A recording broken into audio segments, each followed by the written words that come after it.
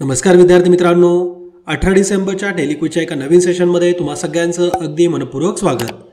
आजच्या लेक्चरच्या पहिल्या क्वेश्चनकडे आपण येऊ. विधान आहे, बोरिस जॉन्सन भारताच्या प्रजासत्ताक दिन सोहळ्याचे प्रमुख पाहुणे असणार आहेत. आणि बोरिस जॉन्सन पोलंडचे पंतप्रधान आहेत. तर बोरिस जॉन्सन याविषयी तुम्हाला माहिती असेल अशी अपेक्षा, आणि ते पोलंडचे पंतप्रधान नाही आहेत, तर ते ब्रिटनचे पंतप्रधान आहेत. त्यामुळे विधान चुकीचं आहे, विधान योग्य आहे. तर 26 जानेवारी 2021च्या आपल्या प्रजासत्ताक दिनाचे ते प्रमुख पाहुणे असणार आहेत. तर बोरिस जॉन्सन ब्रिटनचे पंतप्रधान गेल्या 27 वर्षांमध्ये पहिल्यांदाच राजपथाला एक ब्रिटिश पंतप्रधान येत आहेत. म्हणजे यापूर्वी जे आले होते ते 1993मध्ये ब्रिटनचे प्रमुख जॉन मेयर उपस्थित होते, आणि त्यानंतर 27 वर्षांनंतर ब्रिटनचे पंतप्रधान बोरिस जॉन्सन हे आता प्रमुख पाहुणे बनतील. ठीक आहे, याबद्दल नोव्हेंबरमध्येच कन्फर्मेशन आलं होतं, आणि आता फायनली त्याच्याबद्दल ऑफिशियल इन्फॉर्मेशन आली आहे. आत्तापर्यंत ब्रिटनचे भारतीय अतिथीपद भूषवणारे जर व्यक्ती आपण बघितले तर त्यामध्ये 1956ला सगळ्यात आधी R.A. बटलर आले होते. त्यानंतर 1959ला ड्यूक प्रिन्स फिलिप आले होते. त्यानंतर महाराणी इलिझाबेथ द्वितीय 1961मध्ये आल्या होत्या ॲज अ अतिथी म्हणून आपल्या 26 जानेवारीच्या किंवा प्रजासत्ताक दिनानिमित्त. ठीक आहे, लॉर्ड लुईस माउंटबॅटन सुद्धा आले होते 1964ला, 1993ला त्यानंतर जॉन मेयर, आणि 2021मध्ये आता येतील बोरिस जॉन्सन. ठीक आहे, आता भरपूर जणांना ना UK आणि ब्रिटनबद्दल थोडं कन्फ्युजन होत राहतं, तर मी आज ते दूर करतो. युनायटेड किंगडम जो आहे तर ते एक उत्तर युरोपमधला एक देश आहे. ही एक संयुक्त राजतंत्र आहे. म्हणजे UKमध्ये, युनायटेड किंगडममध्ये इंग्लंड, स्कॉटलँड, वेल्स आणि उत्तर आयर्लंड, तर या सगळ्या देशांचा समावेश होतो. आणि जर आपण ब्रिटनची जर व्याख्या बघितली तर ब्रिटनमध्ये 3 देशांचा समावेश होतो. त्याला ग्रेट ब्रिटन म्हटलं जातं. त्यामध्ये इंग्लंड, स्कॉटलँड आणि वेल्स, तर या तिघांना, या 3 बेट असलेल्या देशांना जर आपण एकत्र केलं तर त्यांना आपण ग्रेट ब्रिटन असं म्हणतो. ठीक आहे, आणि UKबद्दल बघितलं तर UKमध्ये 4 देशांचा समावेश होतोय. इंग्लंड, स्कॉटलँड, वेल्स आणि उत्तर आयर्लंड. ओके, या 4 देशांना जर आपण एकत्रितपणे बघितलं, म्हणजे UKबद्दल जर बघितलं तर UKच्या 3ही बाजूंना समुद्र किनारा आहे किंवा समुद्राची बॉर्डर आहे, मात्र एकाच बाजूला फक्त लँड आहे किंवा जमिनीशी दुसऱ्या देशाची संलग्न अशी भूमी लागेल, तर तो देश आहे आयर्लंड. ठीक आहे, इथं UKमध्ये 4 देशांचा समावेश होतो, त्यामध्ये उत्तर आयर्लंड आहे. मात्र नैऋत्यला जर आपण बघितलं UKच्या, तर आयर्लंड या देशाची सीमा लागून आहे. ठीक आहे, बाकी इतर सर्व बाजूंनी समुद्र आहे. पुढचा क्वेश्चन आहे, इंडिया पोस्ट पेमेंट बँकच्या नव्या डिजिटल पेमेंट ॲपचे नाव काय आहे? तर यांच्या पेमेंट ॲप जे नवीन आता आलं आहे इंडिया पोस्ट पेमेंट बँकचं, तर त्याचं नाव असणार आहे डाकपे, पर्याय क्रमांक 2. पोस्ट विभाग आणि India post payment bank, IPPB त्याला म्हणतात, IPPB, तर यांनी संयुक्तपणे डाकपे नावाचं डिजिटल पेमेंट ॲप सुरू केलं आहे. देशातल्या अगदी प्रत्येक घटकाला आर्थिक समावेशनाचा लाभ मिळवून देण्यासाठी म्हणून हा आपल्या पोस्ट विभाग आणि इंडिया पोस्ट पेमेंट बँकचे प्रयत्न असतील. इंडिया पोस्ट पेमेंट बँक ह्याची स्थापना ही 1 सप्टेंबर 2018लाच झाली होती, जी की भारत सरकारद्वारे चालवण्यात येते. ठीक आहे, तर ही अशी एक बँकिंग सेवा आहे की जी भारत सरकारकडून चालवण्यात येते. तर इंडिया पोस्ट पेमेंट बँक आणि त्यांच्याकडून डाकपे हे ॲप लॉन्च करण्यात आले, हे तुम्ही लक्षात ठेवा. पुढचा क्वेश्चन आहे, योग्य विधाने ओळखा. बेंगलुरू या शहरात भारतीय रिझर्व्ह बँक एक स्वयंचलित बँक नोट प्रोसेसिंग सेंटर, म्हणजेच ऑटोमॅटिक बँक प्रोसेसिंग सेंटर, तर याची स्थापना करणार आहे. 1 एप्रिल 1935ला RBIची स्थापना करण्यात आली होती. तर यातलं फक्त विधान योग्य आहे. 1 एप्रिल 1935ला RBIची स्थापना झाली होती, मात्र आता RBIकडून स्वयंचलित बँक नोट प्रोसेसिंग सेंटर म्हणजे ABPC, तर याची स्थापना ही बेंगलोरमध्ये नाही तर जयपूर या शहरामध्ये होणार आहे. जयपूर शहरामध्ये automatic bank note processing centre RBIकडून स्थापन केलं जात आहे, ज्या अंतर्गत नोटांची प्राप्ती, साठवणूक आणि प्रेषण करण्यासाठी म्हणून राजस्थानच्या जयपूर शहरामध्ये हे प्रोसेसिंग सेंटर स्थापन केलं जाईल. RBIचा इतिहास तुम्हाला माहिती आहे का? फक्त एक कायदा माहिती असून RBIचा इतिहास समजतो असं नाही. म्हणजे तुम्ही सांगाल की सर, संसदेने 6 मार्च 1934ला RBI कायदा 1934 संमत केला, त्यानुसार 1935ला बँक फॉर्म करण्यात आली. तर एवढा इतिहास माहिती होऊन काही उपयोग नाही आहे. RBIचं रेकमेंडेशन कोणत्या समितीमार्फत केलं गेलं होतं, कोणता आयोग स्थापन केला होता का, ते माहिती असणं गरजेचं आहे. तर 1926 पासूनच आपल्या देशाला एक मध्यवर्ती बँक असावी अशा प्रकारची चर्चा सुरू होती. 1926ला यंग हिल्टन आयोगाच्या शिफारसीनुसार गोलमेज परिषदा ज्या झाल्या होत्या, 3 गोलमेज परिषदा झाल्या, तर त्या चर्चांमध्ये भारतात एक मध्यवर्ती बँकेच्या स्थापन करण्यात यावी, बँक असावी, तर अशा प्रकारचा निर्णय घेण्यात आला होता. आणि त्यानुसार 6 मार्च 1934ला RBI कायदा 1934 हा संमत करण्यात आला होता. ठीक आहे. तर 1926च्या यंग हिल्टन आयोगाच्या शिफारशीवरून RBIची स्थापना करण्यात आली. त्या संदर्भात चर्चा कुठं झाली होती, तर गोलमेज परिषदांमध्ये ज्या चर्चा झाल्या, 3री गोलमेज परिषदेमध्ये चर्चा झाली, तर त्यानुसार भारतामध्ये RBIची स्थापना करण्यात आली आहे. ठीक आहे. तर माझा तुम्हाला अगदी सिंपल क्वेश्चन आहे की असे एक फेमस भारतीय व्यक्तिमत्व सांगा की जे 3ही गोलमेज परिषदेला उपस्थित होते, पण ते काँग्रेसचं रिप्रेझेंटेशन करत नव्हते. ठीक आहे. आणि महात्मा गांधीजी तर एकाच गोलमेज परिषदेला गेलेत. ते कोणत्या गोलमेज परिषदेला गेले होते ते सुद्धा कमेंट करून कळवा. RBIचे सध्याचे गव्हर्नर आहेत शक्तिकांत दास. जे 24वे गव्हर्नर होते ते होते उर्जित पटेल. 23वे गव्हर्नर होते ते म्हणजे आपले रघुराम राजन. तर हे असे लास्ट 3 तरी पाठ असायला पाहिजेत, जेणेकरून तुम्हाला एक्झाममध्ये फायदा होईल. RBIने एप्रिल 1947 पर्यंत म्यानमारची, तर जून 1948 पर्यंत पाकिस्तानची सेंट्रल बँक म्हणून सुद्धा काम केलेलं आहे. ओके.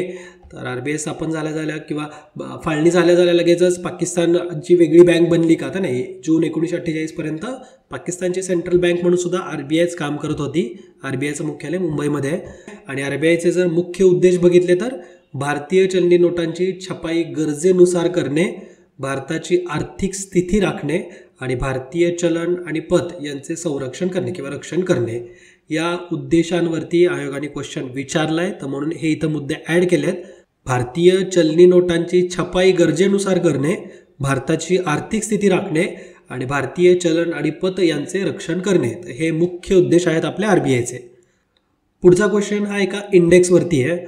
मानवी विकास निर्देशांक 2020 HDI म्हणजेच ह्युमन डेव्हलपमेंट इंडेक्स नुकताच प्रसिद्ध करण्यात आलाय. त्याविषयी योग्य विधाने ओळखा. अ विधान आहे 2020च्या मानवी विकास निर्देशांकात HDI भारताचा 131वा क्रमांक आहे. आणि ब विधान, मागील वर्षी भारत HDI मध्ये 129व्या स्थानावर होता. HDI रिपोर्टमध्ये जितका आपलं जवळचं स्थान असेल, म्हणजे पहिला, दुसरा, टॉप 10मध्ये, टॉप 100मध्ये, तर तेवढा देशाची परिस्थिती, तिथलच्या मानवी विकासाची परिस्थिती चांगली असते. त्यामुळे 2019 मधला आपला जो रँक होता 129 हा ॲज कम्पेअर्ड टू 131 हा चांगला होता. तर इथं दिलेली दोन्ही विधानं योग्य आहेत. गेल्या वर्षी आपण 129 वरती होतो, तर आता 2 स्थानांनी आपली घसरण होत आपण 131व्या स्थानावरती पोहोचलो आहे. हा निर्देशांक किंवा हा रिपोर्ट हा संयुक्त राष्ट्र विकास कार्यक्रम म्हणजेच युनायटेड नेशन्स डेव्हलपमेंट प्रोग्राम UNDPच्या अंतर्गत प्रकाशित केला जातो. यामध्ये एकूण 189 देशांचा विचार केला जातो आणि हा रिपोर्ट 1990 पासून प्रकाशित केला जातो. 1990ला ज्यावेळेस पहिल्यांदा हा अहवाल प्रकाशित करण्यात आला होता, तर हा अहवाल सुरू करण्याचं क्रेडिट हे 2 अर्थतज्ञांना दिलं जातं. त्यामध्ये भारतीय नोबेल पुरस्कार विजेते अमर्त्य सेन आणि पाकिस्तानी अर्थशास्त्रज्ञ ते म्हणजे महबूब उल हक. तर भारताचे अमर्त्य सेन आणि पाकिस्तानचे महबूब उल हक, तर या 2 शास्त्रज्ञांनी HDI सुरू करावा अशा प्रकारचं रेकमेंडेशन दिलं. आणि त्यांच्या शिफारशीवरून किंवा त्यांच्या कामातूनच 1990 पासून दरवर्षी हा निर्देशांक UNDP कडून प्रकाशित केला जातो. या निर्देशांकामध्ये 5 गोष्टींचा प्रामुख्याने विचार केला जातो. पहिला म्हणजे लाईफ एक्सपेक्टन्सी फॉर हेल्थ, म्हणजेच आरोग्य आयुर्मान. त्या देशांच्या नागरिकांचं आयुर्मान कसं आहे, ॲव्हरेज लाईफ किती आहे, लाईफ एक्सपेक्टन्सी कशी आहे. त्यानंतर एक्सपेक्टेड इयर ऑफ स्कूलिंग, म्हणजे शाळेमध्ये किती वर्ष अभ्यास केला आहे, म्हणजे अराऊंड किती वर्षाचा ॲव्हरेज आहे प्रत्येक नागरिकांचा. म्हणजे आपण जसं फॉर एक्झाम्पल शाळेमध्ये विचार केला तर आपण 16 वर्ष शाळेमध्ये होतो, तर तसं ॲव्हरेज भारतीय किती वर्ष शाळेमध्ये आहेत किंवा त्या देशातले नागरिक किती वर्ष शाळेत जातात. त्यानंतर शिक्षणासाठी वर्षानुवर्ष शालेय शिक्षण म्हणजेच mean of year of schooling for education. आणि शेवटचा मुद्दा म्हणजे राहणीमानासाठी योग्य दरडोई सकल राष्ट्रीय उत्पन्न आहे का, gross national income per capital for standard of living. भारताचं रँकिंग तर तुम्हाला समजलं 131व्या स्थानावरती आहे. आजूबाजूचे देश आपण बघू. पाकिस्तान 154व्या स्थानावरती आहे, अफगाणिस्तान 169, श्रीलंका 72व्या स्थानावरती आहे, भूतान 129, नेपाळ 142, बांगलादेश 133. बांगलादेशबद्दल तुम्ही बघितलं असेल रिसेंटली भारत बांगलादेशच्या दरम्यान असा म्हणजे बऱ्याचशा गोष्टींमध्ये कम्पेअर करता येईल अशा रँकिंग आहेत. इवन फास्टेस्ट ग्रोविंग इकॉनॉमीमध्ये तर भारताला सुद्धा पाठीमागं सोडत बांगलादेश टॉपवरती ठरला आहे. त्यानंतर मालदीव 95व्या स्थानावरती आहे, ब्रिक्स देशांचा विचार केला तर ब्राझील 84 स्थानावरती, रशिया 52व्या स्थानावरती, भारत 131व्या स्थानावरती आहे. त्यानंतर चायना 85व्या स्थानावरती आणि साऊथ आफ्रिका 114. ठीक आहे, तर हे ब्रिक्स देशांची सुद्धा क्रमवारी लक्षात असावी, कारण आयोगामार्फत त्यावरती क्वेश्चन बनतात. पॉलिसी लीडरशिप प्रवर्गात UNEPचा 2020 चॅम्पियन ऑफ अर्थ पुरस्कार कोणाला मिळाला? तर चॅम्पियन ऑफ अर्थ हा पुरस्कार भरपूर कॅटेगरीजमध्ये दिला जातो. आय थिंक 5 वेगवेगळ्या कॅटेगरीजमध्ये हा पुरस्कार दिला जातो. Life time achievement award, inspiration and action award, policy leadership, entrepreneur vision आणि सायन्स अँड इनोव्हेशन. तर या वेगवेगळ्या क्षेत्रांमध्ये चॅम्पियन ऑफ अर्थ हा पुरस्कार दिला जातो. त्यापैकी पॉलिसी लीडरशिप प्रवर्गात किंवा या प्रकारामध्ये UNEPचा पुरस्कार हा फ्रँक बेनिमारामा यांना हा पुरस्कार देण्यात आला आहे. पर्याय क्रमांक 1 ह्या क्वेश्चनचा आन्सर राहील. युनायटेड नेशन्स एन्व्हायरमेंट प्रोग्रॅमच्या वतीने हा पुरस्कार दिला जातो. 2005 मध्ये याची सुरुवात झाली होती. जे व्यक्तिमत्व असे इन्स्पायर करतात, मोटिवेट करतात लोकांना की ते नेचरशी संदर्भामध्ये काम करत राहतील, पर्यावरणाच्या संरक्षणासाठी संवर्धनासाठी काम करतील, तर अशा व्यक्तिमत्वांना हा पुरस्कार दिला जातो. त्यामध्ये फ्रँक बेनिमारामा यांना हा पॉलिसी लीडरशिप या कॅटेगरीमध्ये चॅम्पियन ऑफ अर्थ हा पुरस्कार 2020 साठी देण्यात आला आहे. ठीक आहे, आपण इतर जर विजेते बघितले तर लाईफ टाईम अचिव्हमेंट अवॉर्डमध्ये प्रोफेसर रॉबर्ट डी बुलार्ड, जे की अमेरिकेचे एक प्रोफेसर आहेत, त्यांना चॅम्पियन ऑफ अर्थ पुरस्कार लाईफ टाईम अचिव्हमेंट अवॉर्ड या कॅटेगरीमध्ये देण्यात आला. त्यानंतर दुसरी कॅटेगरी इन्स्पिरेशन अँड ॲक्शन. तर या कॅटेगरीमध्ये एक इक्वेडॉर देशाचे एक व्यक्तिमत्व ते म्हणजे नेमॉन्टे नेक्युमो यांना हा इन्स्पिरेशन अँड ॲक्शन या कॅटेगरीमध्ये पुरस्कार देण्यात आला आहे. ॲक्च्युली त्या इक्वेडोरच्या ॲमेझॉन रेन फॉरेस्टमध्ये भरपूर त्यांनी काम केलेलं आहे, पर्यावरणाच्या संरक्षणासाठी काम करतात, तर म्हणून त्यांना इन्स्पिरेशन अँड ॲक्शन या कॅटेगरीमध्ये पुरस्कार देण्यात आला आहे. त्यानंतर आपण पॉलिटी लीडरशिपमध्ये बघितलं, फ्रँक बेनिमारामा यांना हा पुरस्कार देण्यात आला आहे, जे की फिजी या देशाचे पंतप्रधान आहेत. फिजीकडून सुद्धा क्लायमेट चेंजशी संदर्भात भरपूर साऱ्या ॲक्शन घेण्यात आल्यात, त्यांनी भरपूर अशा पॉलिसीज आखल्यात आणि म्हणून पॉलिसी लीडरशिपमध्ये त्यांना पुरस्कार देण्यात आला. त्यानंतर एंटरप्रेनर विजन या कॅटेगरीमध्ये माइंडी ल्युबर यांना हा पुरस्कार देण्यात आला. अमेरिकेचे आहेत ते. सायन्स अँड इनोव्हेशन या कॅटेगरीमध्ये डॉक्टर फॅबियन तर यांना हा पुरस्कार देण्यात आला, जे की जर्मनीचे आहेत. ठीक आहे, मला माहिती आहे ही नावं लक्षात ठेवणं ऑलमोस्ट इम्पॉसिबलच आहे. प्रत्येक क्षेत्रामधले कुठली नावं लक्षात ठेवायची आणि नावं पण सोपी नाही आहेत, बऱ्यापैकी डिफिकल्ट आहेत. तर तुमच्याकडे जर काही ट्रिक असेल ना, तुम्ही ट्रिक तयार करा. प्रत्येक कॅटेगरीच्या समोर त्याचं नाव लिहा, थोडेसे त्यांच्या अल्फाबेट्सवरती काम करा आणि जर तुम्हाला काही ट्रिक सुचली तर कमेंट करून नक्की कळवा, बाकीच्यांना सुद्धा त्याचा फायदा होईलच.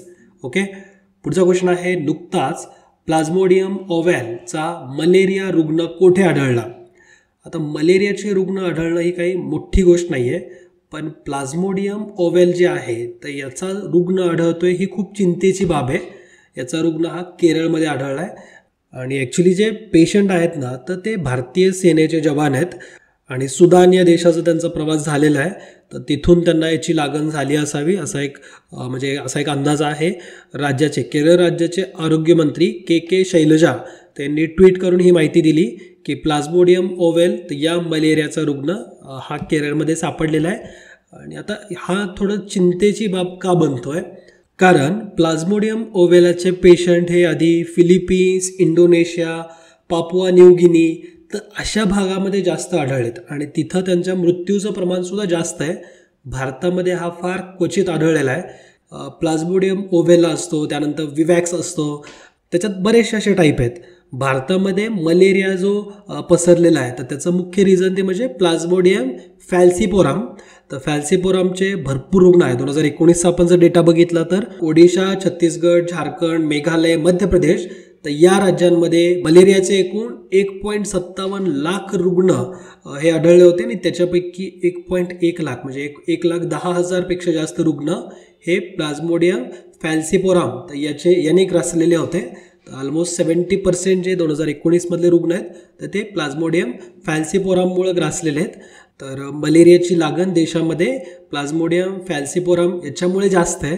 प्लाझ्मोडियम ओव्हॅलचा तर पहिलाच रुग्ण सध्या आढळला आहे. असाच प्लाझ्मोडियम विवॅक्स असतो जो की वोवेल सारखाच आहे, मात्र आपल्याला बारीक तपासणी केल्यानंतर दोघातला फरक काढता येईल. ठीक आहे, आणि प्लाझ्मोडियम ओव्हॅल मलेरिया जो आहे तर तो उष्णकटिबंधीय पश्चिम आफ्रिकेचा स्थानिक आजार आहे आणि आफ्रिका बाहेर जाण्याची ही एक चिंताजनक बाबसुद्धा आहे. ठीक आहे, आता याचं नाव असं का ठेवण्यात आले बरं, ओवेल असं का? ओवेल शेप असतो ना, अंडाकृती आकार असतो, तर या अंडाकृती आकारामुळेच याला प्लाझ्मोडियम ओवेल तर असं नाव देण्यात आलं आहे. आणि व्यक्तीच्या यकृतामध्ये हा बराच काळ राहू शकतो. याच्यामुळे ताप येणं, डोकंदुखी होणं, मळमळ होणं तर इत्यादी याची लक्षणंसुद्धा आहेत. ठीक आहे. मलेरियाबद्दल सांगायचं झालं तर जागतिक आरोग्य संघटनेने जागतिक मलेरिया अहवाल 2020 हा नुकताच प्रकाशित केला होता. ऑलरेडी आपण तो कव्हर केला आहे, ज्यामध्ये भारतात 2000 ते 2019 दरम्यान मलेरियाच्या प्रकरणांमध्ये 71.8% आणि मृत्यूच्या घटनांमध्ये 73.9% घट झाली आहे. ठीक आहे.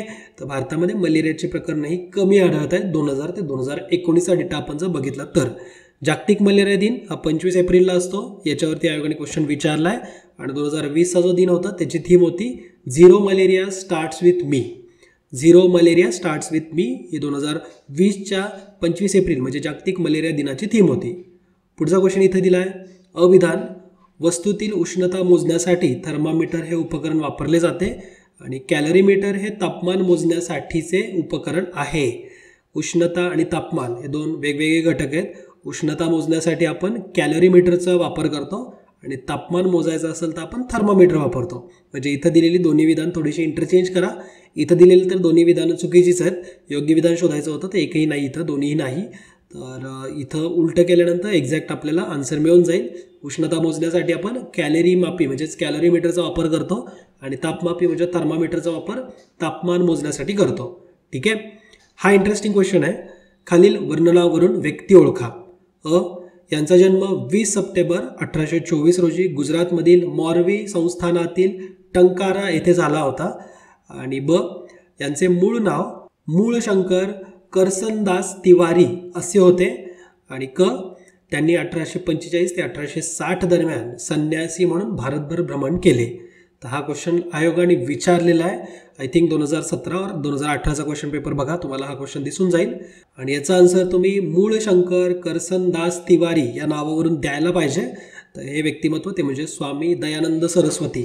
स्वामी दयानंद सरस्वती यांचा जन्म गुजरातमधल्या मोरवी संस्थानातील टंकारा इथं झाला होता 20 सप्टेंबर 1824ला.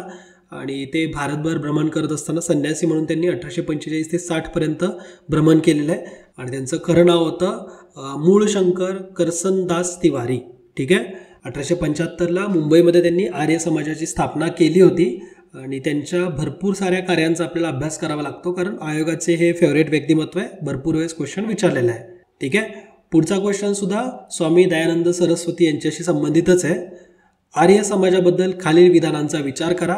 अविधान, आर्य समाज वेद आणि त्यातील तत्वज्ञान हेच खरे तत्वज्ञान मानतो. विधान, हिंदू धर्मातील वेद हेच खऱ्या ज्ञानाचे झरे असून तेच जीवनाच्या अंतिम सत्याचा मार्ग दाखवितात असे दयानंदांचे मत होते. आर्य समाजाचे वर्णन भगिनी निवेदिता यांनी लढाऊ हिंदू धर्म म्हणजे ॲग्रेसिव्ह हिंदुइझम या शब्दात केले आहे. तर वरीलपैकी आपल्याला अचूक नसणारे विधान शोधायची. तर मी तुम्हाला हा क्वेश्चन आज होमवर्कसाठी देतो आहे.